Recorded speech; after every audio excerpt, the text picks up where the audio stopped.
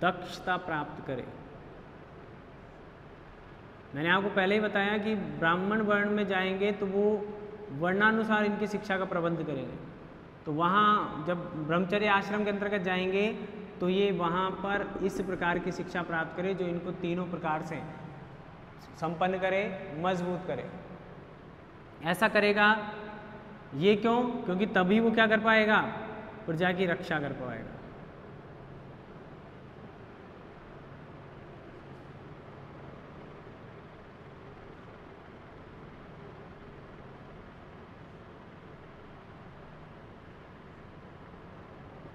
कौन कह रहे हैं? मनु कह रहे हैं। ये तो इसकी क्या हो गई? दायित्व हो गए, अपने आप को मजबूत बनाने के लिए, यानी इसके गुण हो गए। आगे देखें, अब इसके कार्य क्या रह गए? मेन कार्य था इसका भी एक तो लिख ही दिया, प्रजा की रक्षा करें। दूसरा इनके अलावा वही देखो वेद अध्ययन इन्हें भी करना होगा।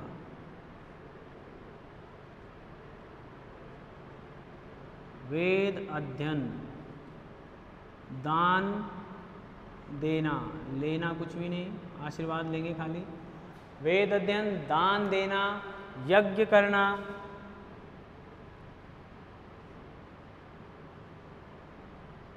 यानी अपने ब्रह्मचर्य आश्रम से अध्ययन करने के बाद आएंगे तब भी अध्ययन करेंगे, वहां यज्ञ करना।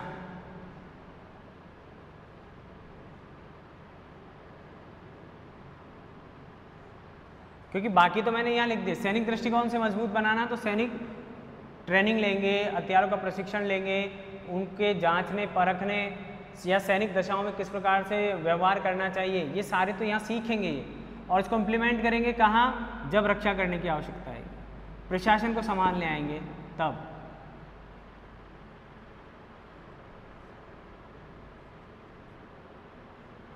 अब यहाँ पर आएगी सबसे इंपॉर्टेंट जो इसका कार्य है क्षत्रिय का। वो कार्य क्या है? विषयों के प्रति अनासक्ति।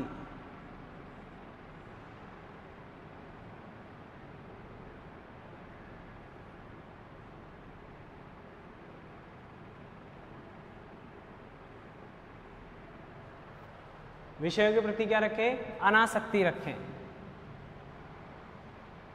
जैसे ब्राह्मण को कहा गया था कि वह क्या करे? वेदों के अनुकूल आचरण करे, अन्यथा उसे वो वेद फल नहीं मिल पाएगा, वो लिखा हुआ है वहां भी। तो ये उसको संतुलित करती है बात, और ये इसको क्या संतुलित करता है? विषयों के प्रति अनासक्ति रखें, और साथ में क्या रखें? वो जो अधिकार हैं उन अधिकारों का दुरुपयोग भी नहीं करें। क्योंकि आपको पता है कि शासक वर्ग में बैठने के बाद व्यक्ति भूल जाता है कि उसे क्या करना है और क्या नहीं करना। इसका उदाहरण भी देख लेंगे, आपको याद आ जाएगा, सब कुछ करंट में ही चल रहा है। अब देखो मैं आपको स्पष्ट कर दूं, ये जो बातें सारी आपने देखा होगा कि जब राम और लक्ष्मण का संवाद हो रहा होता है परशुराम जी के साथ, तो परशुराम जी भी उधर से वेदों की उक्तियां सुना रहे होते हैं, यानी वेद वाक्य कह रहे होते हैं, और वहीं दूसरी तरफ लक्ष्मण जी उनका जवाब देने के लिए प्रत्युत्तर में क्या कर रहे होते हैं? वो भी वेदों की ही उक्तियां बता रहे होते हैं। इसका मतलब उन्होंने, वो तो ब्राह्मण है ही, तो उन्हें तो वेद अध्ययन करना ही था परशुराम जी को, और इधर लक्ष्मण जो क्षत्रिय बन के हैं वो भी क्या करके आए हैं? वेद अध्ययन करके आए हैं। कृष्ण गए थे संदीपनी ऋषि के आश्रम में, तो वहाँ उन्होंने वेद अध्ययन किया, यानी पढ़ाई तब भी की, शासक होकर भी क्या कर रहे हैं? वो वेद अध्ययन कर रहे थे। और आने के बाद भी अब वो आ चुके हैं वहाँ से वेद अध्ययन करने के बाद, राम लक्ष्मण का जो लक्ष्मण परशुराम जी का जो संवाद हो रहा है, वहाँ पर वेद अध्ययन करने के बाद वो तो शादी करने गए हैं सीता जी के साथ राम जी, तो लक्ष्मण जी को साथ ले गए। तो वहाँ यानी जब समावर्तन, मैंने बताया था कि जो तीसरी जो पार्ट है मनुस्मृति का, उस तीसरे पार्ट में समावर्तन बताएगा, तो वो वाली सिचुएशन चल रही है, यानी ब्रह्मचर्य से वो किस पे जा रहे हैं? एक तरह से गृहस्थ आश्रम में प्रवेश करने जा रहे हैं। तो वहाँ वो उस वेद अध्ययन जो उन्होंने ब्रह्मचर्य आश्रम में किया, उस ब्रह्मचर्य आश्रम में किए गए वेद अध्ययन से परशुराम जी के प्रश्नों का या उनके जो भी तर्क हैं, उन तर्कों का क्या दे रहे हैं? लक्ष्मण जवाब दे रहे हैं। और ऐसे ही तो आप देख सकते हैं कि अगर वो उन्होंने वेद अध्ययन नहीं किया होता तो शायद वो वहाँ पर निरुत्तर हो सकते थे। तो वो बात वहाँ होती, दोनों ने अध्ययन कर रखा है। अब यहाँ के जो शासक हैं वर्तमान में आप देखो वो क्या कर रहे हैं, दुरुपयोग कर रहे हैं, दुरुपयोग कर रहे हैं अपनी सत्ता का, शक्ति का, अधिकारों का, कंगना को परेशान करने में या किसी एक नागरिक को सत्यता जो वो बोल रही है उसको दबाने के लिए सत्ता का क्या किया जा रहा है, दुरुपयोग किया जा रहा है। अधिकारों का क्या कर रही है सरकार, दुरुपयोग कर रही है। तो ये डर हो जाता है कि वो जो सर्वोच्च सत्ता पर, अधिकारों की सर्वोच्च ऊंची कुर्सी पर जो बैठे हुए व्यक्ति हैं वो शासक, तब कौन थे ये शासक, किस वर्ण में आते थे, क्षत्रिय वर्ण में, और आज वो किस वर्ण में आ रहे हैं, आज शासक कहला रहे हैं, आज मुख्यमंत्री प्रधानमंत्री कहलाते हैं। तो वो जो मुख्यमंत्री नाम के जो शासक वर्ग के से संबंधित जो व्यक्ति है वो आज अपने अधिकारों का क्या कर रहा है, दुरुपयोग कर रहा है। उसे ऐसा नहीं करना चाहिए था। तो आज हालांकि वो पोजीशन नहीं है, ठीक है ना, आज वो पोजीशन नहीं होने की वजह से आज इनको उस तरह से नियंत्रित नहीं कर सकते। आज इनको कौन नियंत्रित करता है, आज इनको ये नियंत्रित करते। तो अभी हुए हैं वो, अब अगले 5 साल के बाद होंगे, लगभग 4 साल के बाद, तब तक वो अनियंत्रित ही रहेंगे। उन पर किसी तरह का कोई नियंत्रण नहीं है। जबकि क्षत्रिय वर्ण था तब एक संस्थागत नियंत्रण उनके ऊपर लागू रहता था। मंत्रिपरिषद समझ लें, अपने वंश की परंपरा, मैंने पहले ही बताया कि यहाँ पर राम जी अपने वंश का प्रतिनिधित्व करते हुए लक्ष्मण को शांत होने के लिए कहते हैं, और राम भी अपने प्रत्येक कर्म से या कार्यों से ये दिखाना या ये स्पष्ट करना चाहते हैं कि हम रघुकुल की संतानें हैं और हम किसी प्रकार का कोई अधार्मिक कार्य नहीं करेंगे, क्योंकि उन्हें अपने वंश का गौरव ध्यान रहता है। तो वो इस तरह से अपने आप को नियंत्रित करते हैं। हालांकि अभी कुछ लोग उद्धव ठाकरे को भी कह रहे हैं कि भैया आपके पिताजी इतने संपत्तिवान तो कम थे, लेकिन विचारों में उनके अत्यधिक स्पष्टता थी या समाज के लिए वो मुख्य तौर पर काम करना चाहते थे, फिर भी आप उनकी बराबरी नहीं कर पा रहे हैं। आप उसी शिवसेना के हैं जिस शिवसेना ने कांग्रेस का समर्थन लेने से क्या कर दिया था, मना। मैं इस तरह की बात कर रहा हूँ, लेकिन ये वर्तमान जो शासक है या क्षत्रिय वर्ग के रूप में अगर हम रख सकते हैं इसको, तो वो क्या कर रहा है, अपने वंश के गौरव को मिटाने या उस वंश के गौरव के अनुकूल काम नहीं कर रहा है, यानी वो अनियंत्रित रूप से काम करना चाह रहा है। आगे चलते हैं हम, वैश्यों के कर्तव्य।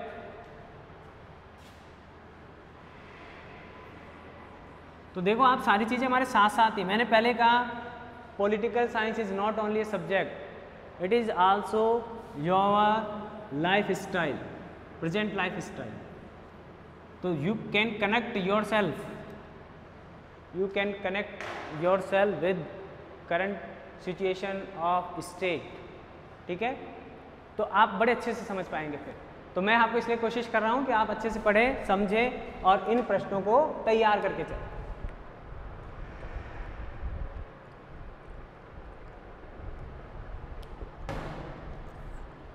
अगला है हमारा वैश्यों के कर्तव्य।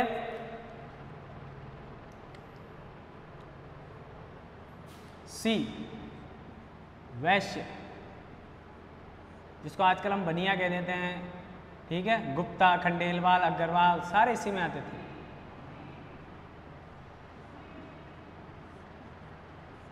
ठीक है। वैश्य वर्ण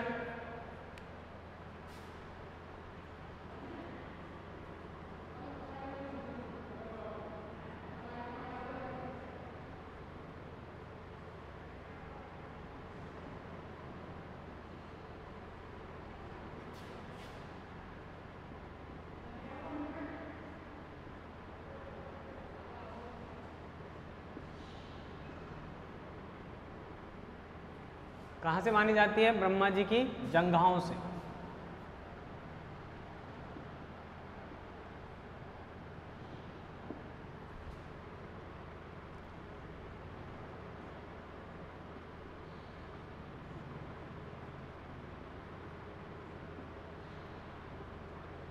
ठीक है। तो आधार का काम करते हैं, बेस का काम करते हैं, ठीक है।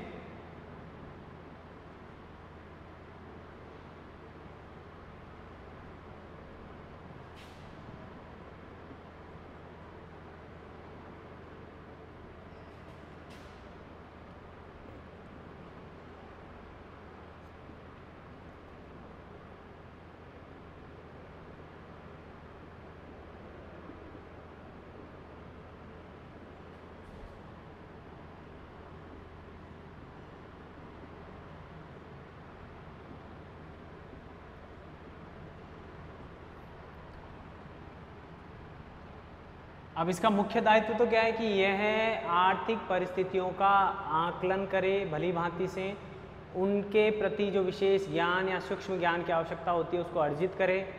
ठीक है, अर्जित करने के बाद यह समाज के संसाधनों या समाज के भौतिक समृद्धि के विकास के लिए काम करे। देखें इसका मुख्य कार्य क्या है।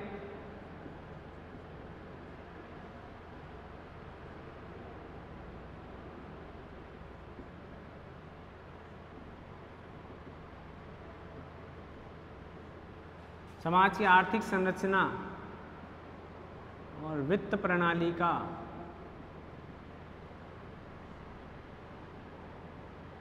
सूक्ष्म ज्ञान अर्जित करें।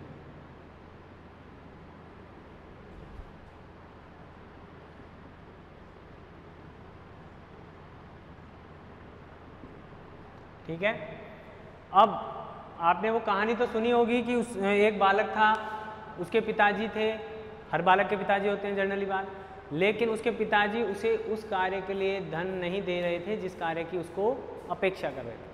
तो उसने किसी से लोन, तो पिताजी ने उसको सबक सिखाने के लिए क्या किया, उससे कहा 1 रुपया कमा कर लाओ अपने पैसे तो मैं आपको ज़्यादा पैसे दूंगा, लेकिन अपनी मेहनत के होने चाहिए।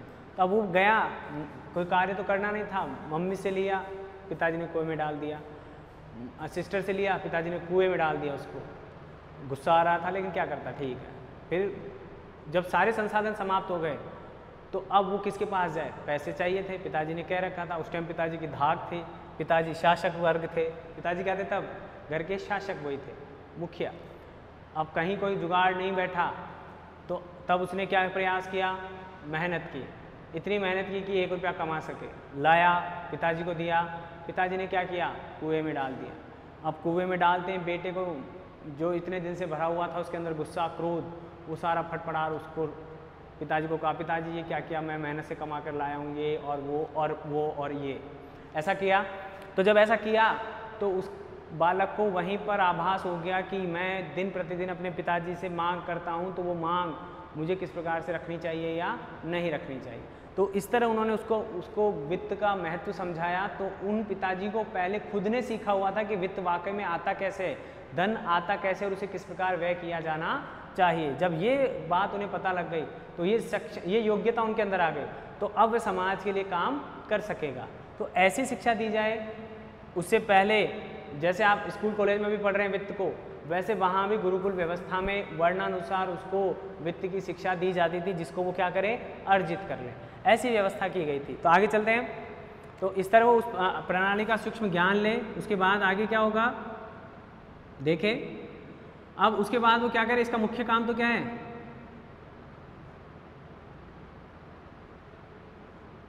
पशुओं की सुरक्षा, क्योंकि वो ऐसा समय था जब व्यक्ति की संपन्नता का अंदाजा उसके पास उपस्थित पशुओं की संख्या के आधार पर लगाया जाता था। उसके बाद है व्यापार। व्यापार भी कौन करते थे, ये वैश्य करते थे। सूद या ब्याज पर धन राशि का आदान प्रदान भी कौन करते थे, वैश्य करते थे। ठीक है, ऋण उपलब्ध कराने का काम भी कौन करते हैं, वैश्य।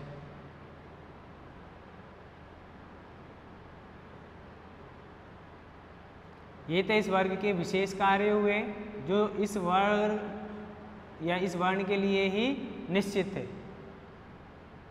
या इसको और अच्छा लिख सकते हैं आप, निर्धारित थे।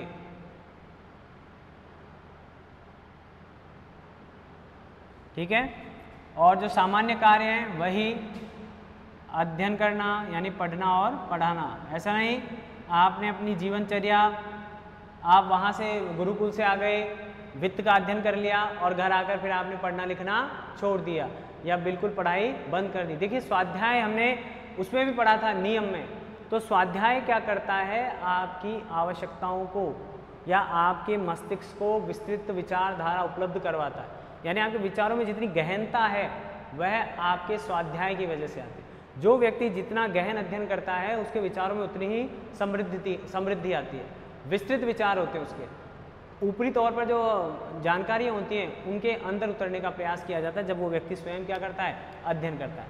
गुरुकुल में तो वो गुरु के द्वारा पढ़ाए हुए वचनों को पढ़ रहा होता है, वेदों में जो वर्णित है उन चीज़ों को पढ़ रहा होता है, फिर वो अपने प्रैक्टिकल जीवन में जब आता है तब वो उन सिद्धांतों का विश्लेषण करता है और विश्लेषण करने के साथ अध्ययन के साथ उनको जोड़ने का काम करता है। तो अध्ययन करना, यज्ञ करना या कराना, यज्ञ करवाते हैं सभी वर्ण के लोग, सिर्फ चौथे को छोड़कर। अध्ययन करना, यज्ञ कराना और दान देना वैश्य वर्ण के सामान्य काम थे, सामान्य दायित्व थे। ठीक है, तो मैंने आपको ये अलग अलग इसलिए बताने का प्रयास किया है कि आपको ध्यान रहे कि कौन सी चीज़ आपके कॉमन रहने वाली है और कौन सी चीज़ आपके अलग से आपको ध्यान रखना है। तो आपको भी एग्जाम के समय इसी तरह अपना नोट्स तैयार करके लिखना है।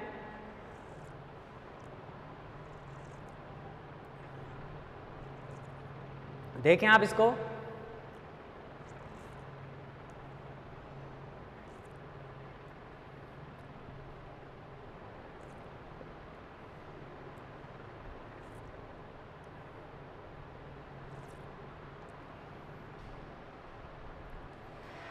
अब हम बात करें शूद्रों की।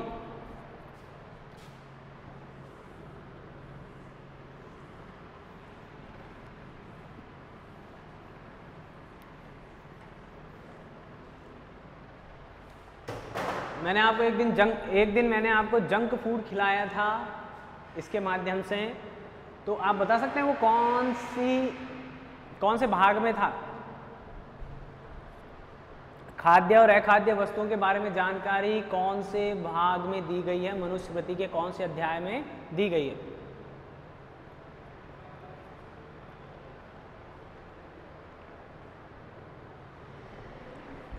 तो मुझे उम्मीद है आपको ध्यान होगा, तो आप बताएंगे अगली बार। वैसे वो 5वें में थी। अब चौथा जो वर्ण है उसका नाम है शूद्र।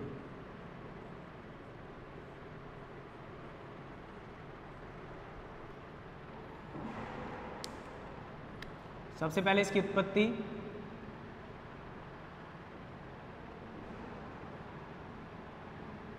ये प्रतीकात्मक रूप से मानी जा रही है, ठीक है ना? कोई साक्ष्य मत ले लेना, मेरे पास साक्ष्य है भी नहीं, लेकिन जो विचारधारा थी उस विचारधारा के आधार पर इसको सही माना जाता है।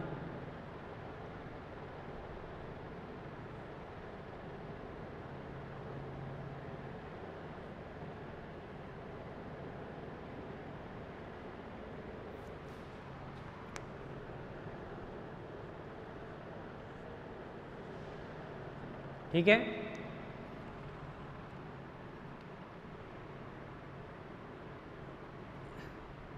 इस वर्ण को मनुस्मृति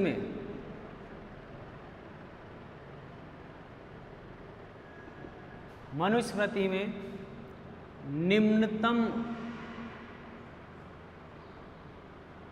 स्थान पर रखा गया है।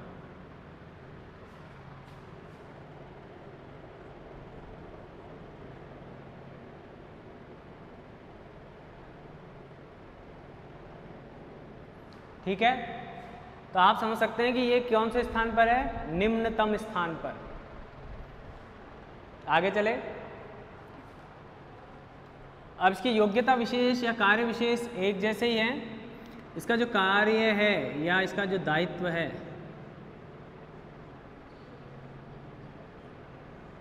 वो क्या रखा गया है? उपरोक्त तीनों वर्णों की सेवा करना।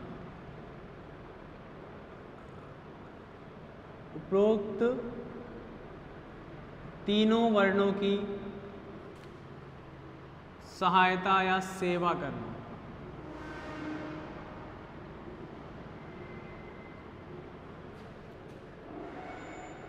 अब कुछ लोग ऑब्जेक्शन कर सकते हैं। मैंने कल ही बताया था या मैंने पहले वीडियो में बता रखा है कि जो राजनीतिक दल हैं वे भी अपने आप को जनता का सेवक बताते हैं, और सेवक कौन होता है? जो सेवा करता है। अब आप इसको किसी भी रूप में ले सकते हैं, लेकिन ये जरूरी नहीं है कि सेवा करने का कार्य किसी भी तरह से नेगेटिव समझा जाए। समझ सकते हैं आप कहने का मतलब? आप जिस रूप में लेंगे, हम कुछ लोग ईश्वर के भी सेवक मानते हैं, हम अपने माता पिता के भी सेवक मान सकते हैं, सेवा करने का दायित्व है, बच्चों का भी दायित्व अपने पिता के प्रति, माता पिता के प्रति, और माता पिता का भी दायित्व है कि वे अपने बच्चों के लिए कुछ काम करें, राष्ट्र के प्रति सेवक हैं, या सैनिकों को राष्ट्र का सेवक माना, जो भी जैसी मेंटलिटी है तो आप उसको देखें। लेकिन यहाँ पर दायित्व दिया गया, यहाँ पर जाति व्यवस्था नहीं थी उस समय, ठीक है ना, ऐसा नहीं था कि जाति विशेष के लोग ही सेवा करेंगे, यहाँ पर वर्ण व्यवस्था थी। इसलिए मैं बार बार आपसे कहता हूँ कि यहाँ पर वर्ण है तो वर्णों के आधार पर देखें, सहायता या सेवा करना।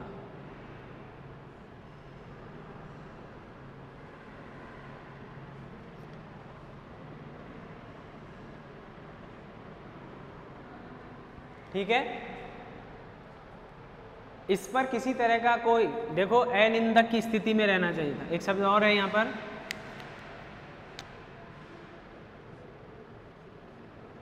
अनिंदक, आप समझ ही गए हो किससे बनाई है, निंदा से। तो अनिंदक स्थिति क्या है कि उपरोक्त तीनों वर्णों के द्वारा या किसी अन्य के द्वारा भी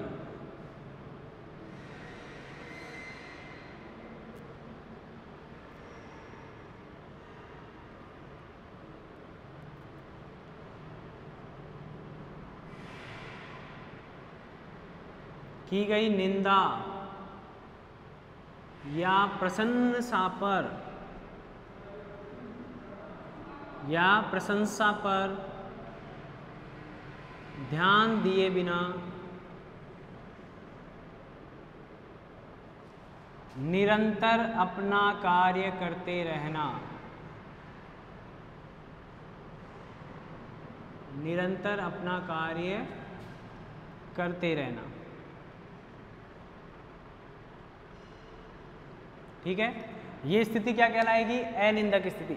ये किसके लिए कही गई है, शूद्रों के लिए। किसके लिए कही गई है, शूद्रों के लिए, क्योंकि हो सकता है कि उन्हें किसी भी प्रकार से आलोचना का सामना करना पड़े, या प्रशंसा, जब अच्छा काम कर देंगे तो प्रशंसा सुनने को मिलेगी, और नहीं करेंगे तो निंदा भी हो सकती है। तो निंदा और प्रशंसा दोनों से परे होते हुए अपने कार्य को निरंतर करता रहना चाहिए। हो सकता है कुछ कार्य ऐसे हों जो आज के समय में इतने निंदनीय हैं तो उस समय और निंदनीय रहे होंगे, लेकिन हम चारों वर्णों का योगदान है इस वर्ल्ड में, चारों वर्णों को चाहिए संतुलित होते हुए, तभी समाज क्या करेगा, ऐसा मनु महाराज कह रहे हैं कि उस समय समाज को संगठित रूप देने के लिए इन चारों संगठनों का या चारों वर्णों का आपस में संगठित होकर और चारों आश्रमों के अनुसार चारों उद्देश्यों या पुरुषार्थों को करते हुए समाज को एक नई दिशा और दशा देना दायित्व माना गया था। तो किसी भी एक वर्ण के पीछे हटने से या एक भी किसी वर्ण के कमज़ोर होने से समाज का जो ढांचा जो था वह संगठित रूप में नहीं रह सकता था, ठीक है। आज सुविधाएं भी हैं तो आज चुनौतियां भी हैं। आज उस समय के प्रतिकूल चुनौतियां हैं, आज मशीनों ने उन लोगों का स्थान ले लिया है। हम अगर किसी वर्ण विशेष की बात करें तो आज मशीनें इन्वॉल्व हो रही हैं, तो आप समझ रहे हैं कि वो रोजगार छिन रहा है, तो उस परिवार की आर्थिक स्थिति आज खराब हो रही है, जबकि उस समय इस प्रकार की आर्थिक स्थिति के कारण सभी वर्णों के कार्य क्या थे, निश्चित थे, और ये जो वैज्ञानिक आधार था इसके आधार पर कार्य किए जाते थे।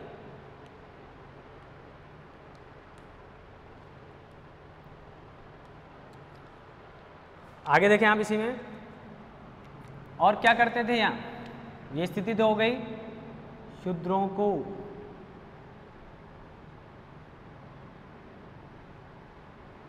वेद अध्ययन से दूर रखा जाता था। शूद्रों को वेदाध्ययन से दूर रखा जाता था, यानी शूद्र क्या नहीं कर सकते थे, वेदों का अध्ययन नहीं कर सकते थे। और कहा जाता है कि अगर किसी शूद्र ने वेदों का अध्ययन किया या वेदों की ऋचाएं उनके कानों में पड़ी तो शायद उनके प्रति कठोरतम दंड निर्धारित किया गया था।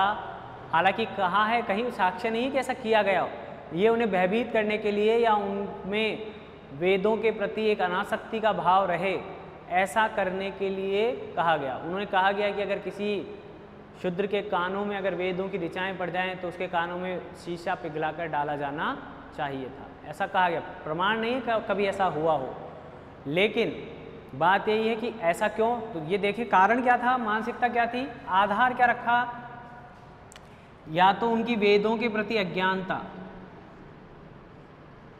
वेदों के प्रति या वेदों के ज्ञान के प्रति अज्ञानता मान सकते हैं,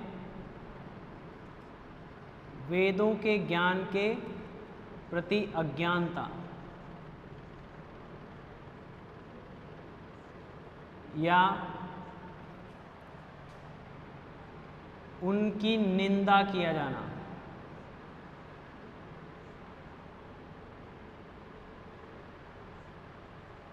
वेदों की बात करें, मनुस्मृति नहीं कह रहा हूं, कहीं भी निंदा किया जाना, यानी जो वेदों में जो वर्णित ज्ञान है ऐसा मानते थे कि वो उस ज्ञान को समझ नहीं पाएंगे, सीख नहीं पाएंगे, तो वो इसके बदले में उसकी क्या कर देंगे, आलोचना कर सकते हैं।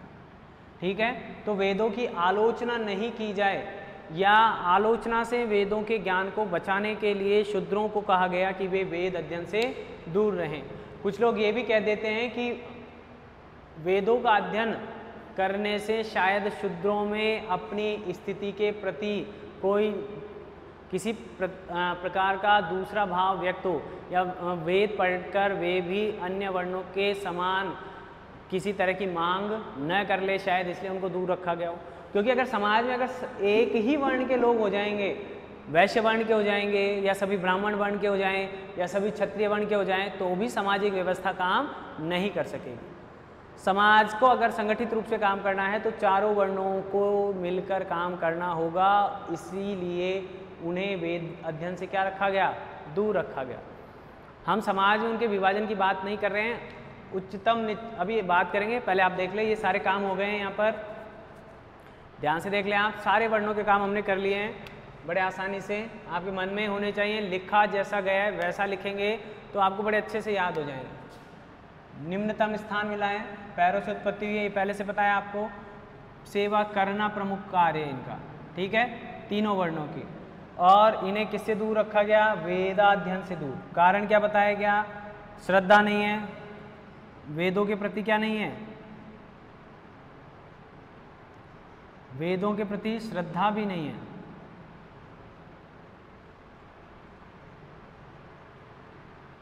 आज जब इतनी पढ़ने की सुविधाएं हैं सभी वर्णों के लिए, सभी वर्गों के लिए, तो भी वो पढ़ाई नहीं कर पा रहे। कुछ लोगों की मनुस्मृति के प्रति श्रद्धा नहीं है, जला दिया जाता है। कुछ लोगों की संविधान के प्रति श्रद्धा नहीं है तो उसकी आलोचना कर दी जाती है।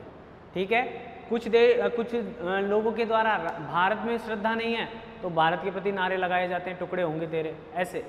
तो अब वो उनकी अपनी समझ है और उनकी अपनी सोच है। ऐसे व्यक्तियों को ही उस समय शूद्र की श्रेणी में रखा गया, और ऐसे राष्ट्रद्रोही, समाजद्रोही जो व्यक्ति हैं उन्हें भी इस प्रकार की श्रेणी में, वैचारिक रूप से शूद्रों की श्रेणी में रखा जा सकता है। ठीक है ना, आगे देखें आप। अब हमारा जो अगला जो बिंदु था इसी में, उसको देखते हैं।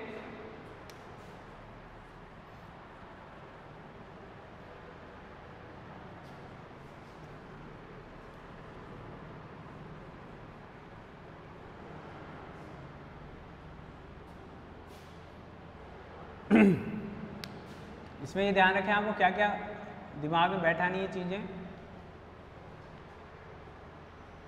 आर्थिक संरचना की पूर्णतः जिम्मेदारी किसकी है, वैश्य की। शूद्र वर्ण जो भी चीज उत्पादन करता था उसके बेचने मूल्य क्या रहेंगे, किन मूल्यों पर कब कितनी मात्रा में किसी चीज़ का प्रोडक्शन होगा, प्रोडक्शन हो गया है उसके बाद उसको किस तरह से उसका मूल्य गिरे नहीं, या उसकी मांग के अनुसार उसकी आप सप्लाई कैसे की जाए, ये सारी चीज़ें आ जाती है। मैंने शॉर्ट में बताने का प्रयास किया है, वैसे तो बेसिक आधार मैंने बता दिए हैं। आप जब आपको उत्तर आएगा तो उस हिसाब से आप उसको बड़ा भी कर सकते हैं। ठीक है, ये कॉमन है सब में कॉमन है उपरोक्त तीनों वर्णों में, तो इनको अलग से इस तरह से लिखा दिया है कि आपके लिए दोनों जगह लिखना भी हो और याद करने में भी आसानी रहे। आगे चलते हैं। परस्पर संबंध जो थे वो किस प्रकार से थे इन दोनों वर्णों के।